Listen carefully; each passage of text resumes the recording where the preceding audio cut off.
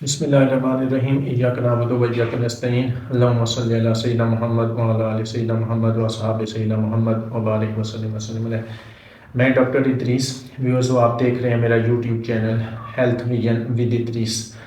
Viewers, आज का जो टॉपिक है वो हाइट ग्रोथ के मुतल्लिक है कि कद जो है जिन बच्चों का छोटा रह जाता है और किसी कोई फैमिली हिस्ट्री है या कोई और रीज़न है, तो बहुत से जो कॉलेज जाने वाले, स्कूल जाने वाले जो स्टूडेंट्स हैं, लड़के हैं, लड़कियां, वो अक्सर ये सवाल करते हैं कि क्या जो है हमारा कद जिनका छोटा रह जाता है कि क्या हमारा जो है पेरेंट्स से भी ऊपर चला जाएगा या हमारा कद इसी जगह पे रुक गया, इसकी वजह बता दें या कोई ऐसी जो है गाइडलाइन दे दें या प्रोडक्ट बता दें कि जिससे हमारा जो है हाइट जो है वो इम्प्रूव हो जाए। तो ये एक इम्पॉर्टेंट टॉपिक है, तो इसलिए मैं आज इसको डिस्कस कर रहा हूँ आपके साथ। तो काइंडली आप सबसे रिक्वेस्ट है कि एंड तक इस वीडियो को देखिएगा। सबसे पहले आप ये समझ लें कि हाइट जो है वो किस किस स्टेज पर कितनी बढ़ सकती है। तो 0 से लेके 2 साल तक जो है हाइट वो 7 से 10 इंच तक बढ़ती है, जो कि अच्छी खासी ग्रोथ मैक्सिमम इस लेवल पे हासिल हो जाती है।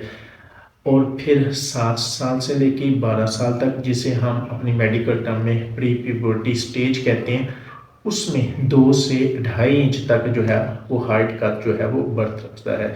और जो तीसरी स्टेज है वो हमारी जो है प्यूबर्टी स्टेज आ जाती है, जिसमें 18 साल से लेके 20-22 साल तक का जो टाइम पीरियड होता है, उसमें जितनी मैक्सिमम हाइट ग्रोथ गेन हो सकती है वो उस स्टेज तक हो जाती है।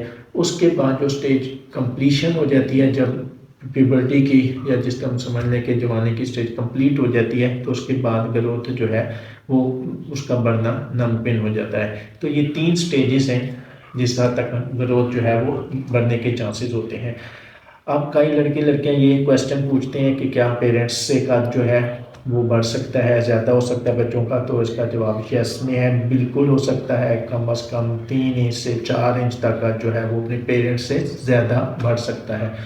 अब इसमें एक और सबसे इम्पॉर्टेंट नुकता ये है कि कई लोग कहते हैं कि जब हम जो ये कॉमन मिथ बनी हुई है कि जिम जाते हैं वो लड़के, तो उनका जो है वो बहुत ज़्यादा असर पड़ जाता है हड्डियों पे, उनका कद जो है वो बढ़ना खराब जो है मुस्तकिल तौर पे वो ज़्यादा अच्छा नहीं रहता और उन पे बहुत ज़्यादा डैमेज हो जाता है जो है जिम करने से। तो ऐसा कुछ भी नहीं है।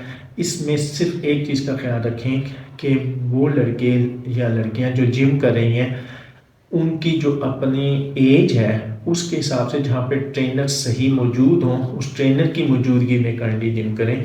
अगर आपने वेट ज़्यादा उठा लिया तो आपको मालूम होना चाहिए कि जो हमारी मेन हड्डियां हैं बड़ी वाली, जिस तरह हाथ की हड्डी है, पाँव की जो है हमारी उसकी रीढ़ की हड्डी है, स्पाइन कहते हैं, वर्टिब्रल कॉलम है, ये डिटरमिन करती हैं आपकी हाइट ग्रोथ कितनी होती है, कितने मैक्सिमम लेवल तक जा सकती है।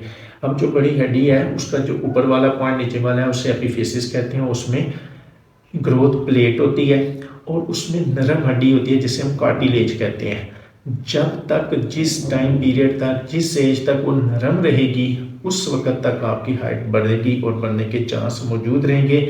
और जिस स्टेज पे आके वो आपकी जो कार्टिलेज या नरम हड्डी है वो सख्त हो जाएगी, हार्ड हो जाएगी, बोन में कन्वर्ट हो जाएगी, तो फिर आपका ग्रोथ बनने का चांस जो है वो ख़त्म हो जाएगा। तो जो जिम करने वाले हैं उस बात को सिर्फ नोट कर लें कि एक्स्ट्रा जो वेट है वो काइंडली इतना ना उठाएं जो आपकी बॉडी से ओवर हो जाए।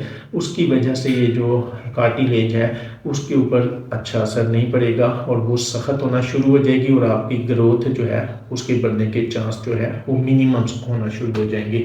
तो ये 3 स्टेजेस पे मैंने आपको बताई हैं, ग्रोथ डिटरमिन करने का तरीका भी बताया है और किस तरीके से जिम करना चाहिए वो भी मैंने आपको बता दिया है।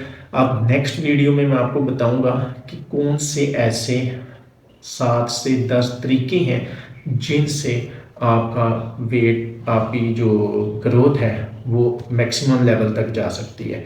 तो नेक्स्ट वीडियो के साथ इंशाल्लाह दोबारा आपकी खिदमत में पेश होते हैं। Thank you.